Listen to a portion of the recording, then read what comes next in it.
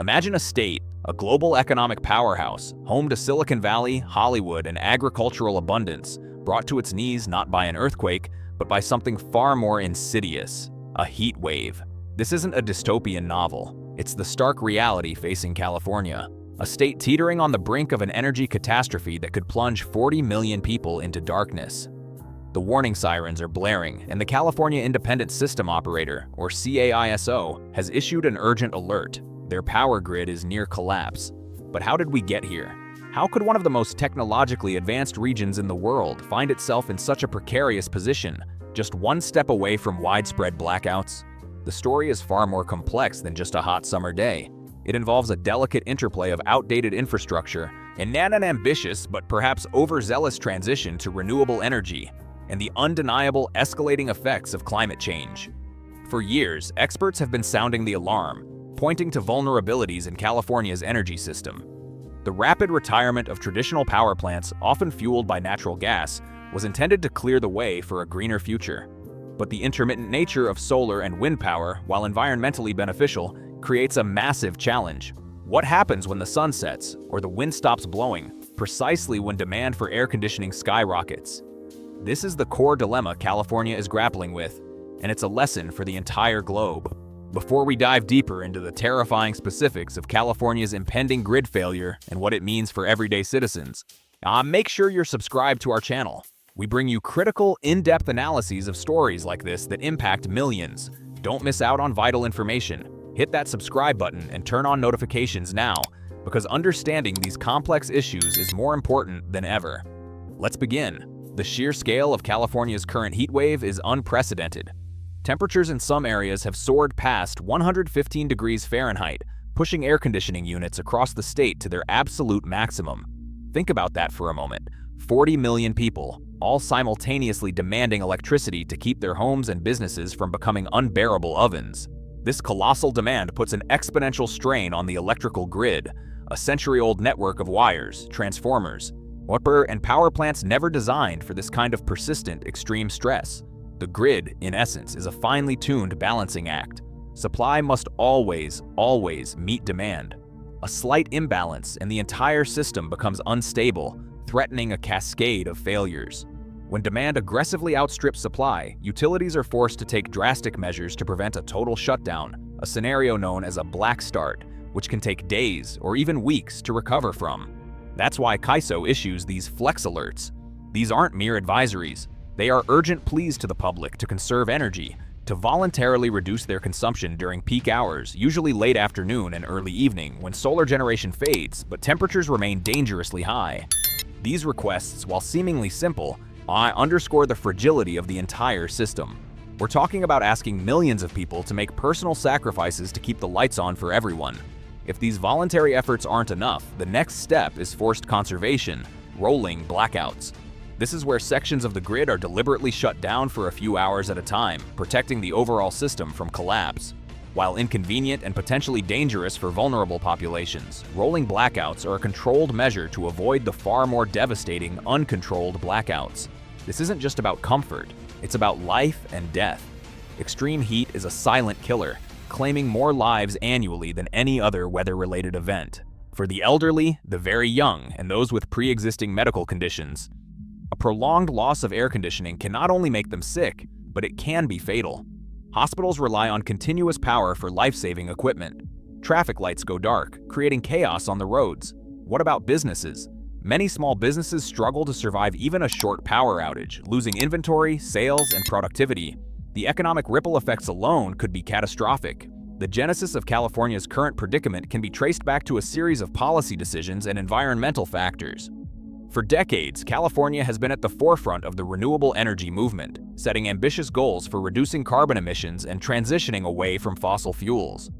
This commitment is admirable and necessary in the fight against climate change. However, the speed of this transition, as combined with regulatory hurdles and infrastructure limitations, has created a critical energy gap. Natural gas plants, once the reliable baseload power providers capable of generating electricity consistently regardless of weather, have been gradually decommissioned. The idea was to replace them with solar and wind farms. But solar panels don't generate power at night, and wind turbines only spin when the wind blows.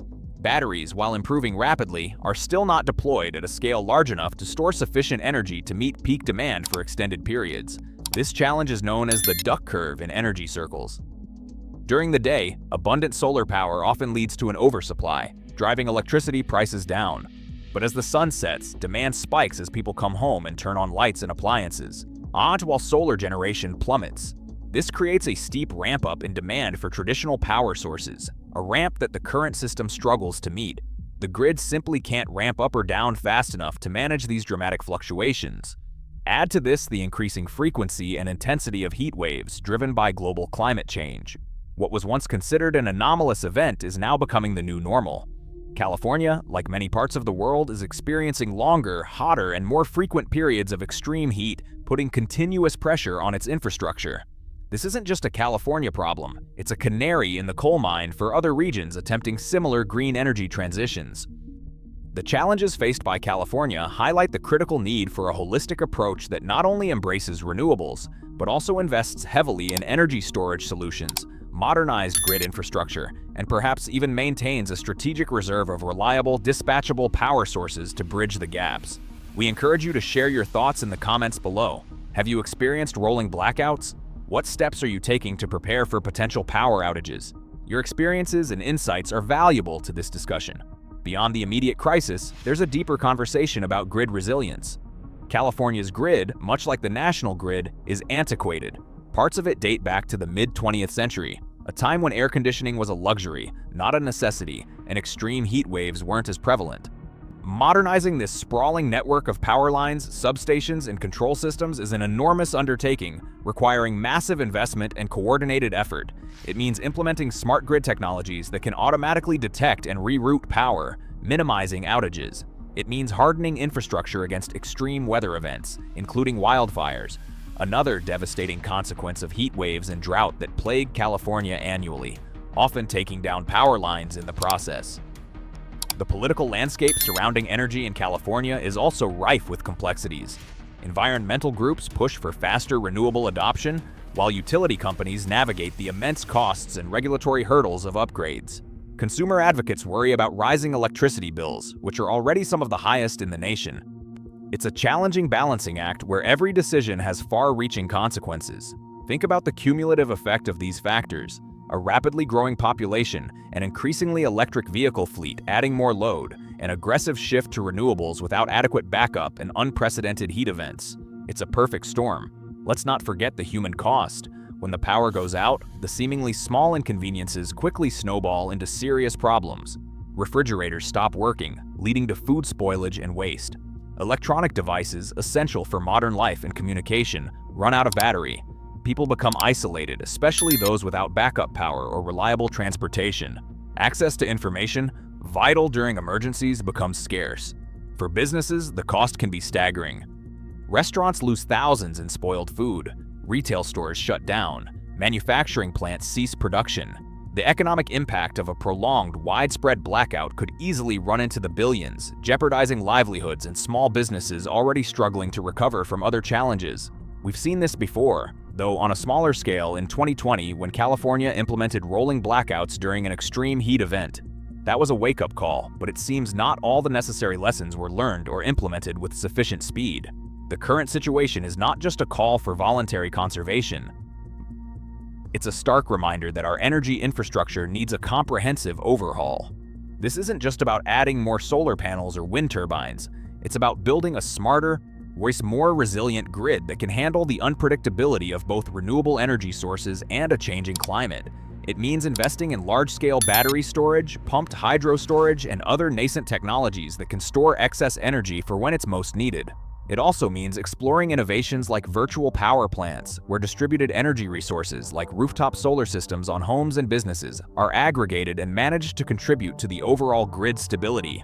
And it certainly means revisiting the role of foundational, dispatchable power sources, even if they are not entirely renewable, to ensure stability during critical periods as a bridge towards a truly robust green grid. If you're finding this information valuable, please hit the like button. Your support helps us create more in-depth content. And if you know someone who needs to understand the gravity of this situation, share this video with them. The immediate solutions, however, are far more pragmatic and less glamorous than futuristic grid technologies. They involve conservation, extreme conservation. During these flex alerts, residents are asked to pre-cool their homes before 4 p.m., raise their thermostats to 78 degrees or higher, avoid using major appliances, and turn off unnecessary lights. These collective actions, when adopted by millions, can make a tangible difference, often preventing the need for rolling blackouts. Think of it as a collective civic duty, a shared responsibility to keep the lights on for everyone. But there's a limit to how much people can conserve, especially in dangerously hot conditions. This places a heavy burden on the individual. I'm highlighting the systemic failures at play. The longer-term solutions are not quick fixes. They require political will, massive capital investment, and sustained commitment. There's a debate to be had about the optimum mix of energy sources for California's future. How much solar, how much wind, how much geothermal, how much battery storage, and what role, if any, natural gas or even nuclear power might play as a backup during the transition. It's a complex engineering and ideological challenge. The urgency is undeniable. Every year, another summer brings with it the specter of grid instability. The frequency and intensity of these heat waves are only projected to increase, pushing the grid closer and closer to its breaking point. To say California is at a crossroads is an understatement.